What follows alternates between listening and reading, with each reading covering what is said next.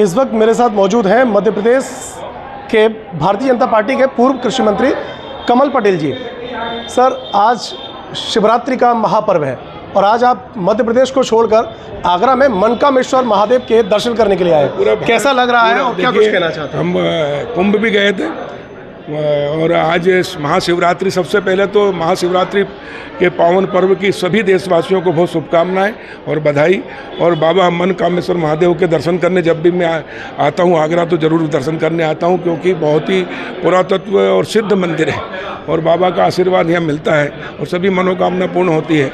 हमारा देश शक्तिशाली बने, समृद्धशाली बने, वैभवशाली बने और भारत माता विश्व गुरु के स्थान पर पहुँचे, जो प्रधानमंत्री जी के नेतृत्व में निश्चित रूप से आप अपनी आँखों से देखेंगे। जिस प्रकार हमने राम मंदिर का निर्माण होते देखा है, वैसे ही भारत शक्तिशाली देश बन गया है और विश्व गुरु के स्थान में भारत माता पहुँचे हैं। बाबा के चरणों में प्रणाम करने आए हैं और सभी देशवासियों को बहुत बधाई और शुभकामनाएं दें। देश में इस समय पूरा सनातन से सराबोर हो रहा है। प्रधानमंत्री मोदी के नेतृत्व में तमाम राज्यों में, अधिकतर राज्यों में मोदी जी की सरकार है। क्या कहना चाहते हैं सनातन का जिस तरह से प्रचार प्रसार मोदी जी की सरकार में हो रहा है, आप क्या कहना चाहते हैं? देखिए, ये देश सनातन हमारी संस्कृति है, हमारा धर्म हिंदू है और ये भारतीय जनता पार्टी राष्ट्रवादी पार्टी है। इस देश की संस्कृति की पोशाक है और जब भारतीय जनता पार्टी की केंद्र और प्रदेशों में सरकार है और हमारे यशस्वी प्रधानमंत्री नरेंद्र मोदी जी के नेतृत्व में इस भारत माता की माटी से मिला हुआ राष्ट्रीय शिक्षा नीति हो,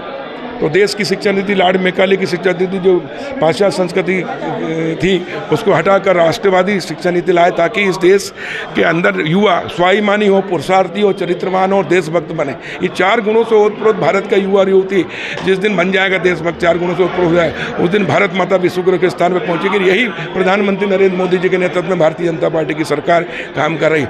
आज चाहे महाकाल लोक हो, ओंकारेश्वर हो, चाहे रामलला का मंदिर तो भव्य बना, करोड़ों लोगों ने, और जो योगी जी ने कुंभ में जो व्यवस्था की, अद्भुत की, दुनिया में कोई नहीं कर सकता। ये ईश्वरीय शक्तियाँ हैं, ईश्वरीय अवतार हैं, जिनके माध्यम मनुष्य जीवन में उन्होंने अवतार लिया और ये आज ये जो काम हो रहे हैं, ये ईश्वरी की शक्ति ईश्वरी ही करा रहा है।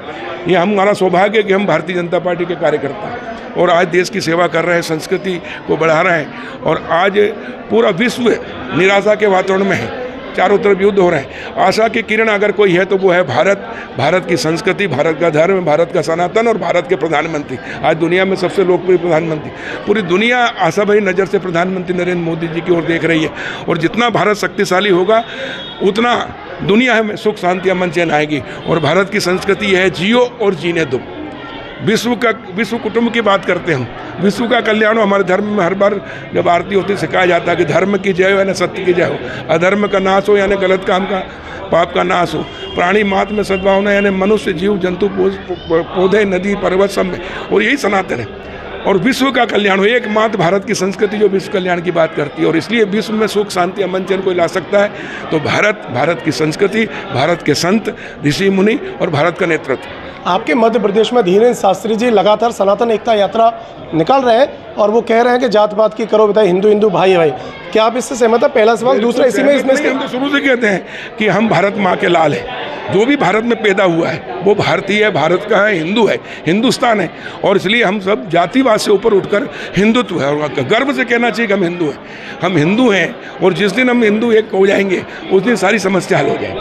प्रधानमंत्री मोदी भी अभी हाल ही में उनके यहाँ कार्यक्रम में पहुँचे और धर्म का प्रचार प्रसार एक जोर शोर से किया और नरेंद्र मोदी जी ने कहा कि हम आपकी पर्ची खोलेंगे कि आपका माता जी आपके व्यवहार। देखिए, धर्म के माध्यम से मंदिर से अस्पताल बन रहा है, यानी जन सेवा का कार्य हो रहा है। मोदी जी के माँ के ऊपर नाम उन्होंने एक बार, हाँ, मोदी जी के माँ के नाम से कैंसर हॉस्पिटल के एक वार्ड का नाम रखा है। और धीरेन्द्र शास्त्री जी एक तरह से अवतारी पुरुष हैं और भगवान और भारत की संस्कृति और सनातन का प्रचार प्रसार कर रहे हैं। ये हमारे लिए गौरव की बात है। और जब धर्म की हानि हुई है, अन्य अत्याचार बढ़े तो भगवान ने मनुष्य रूप में अवतार लिया जब भी।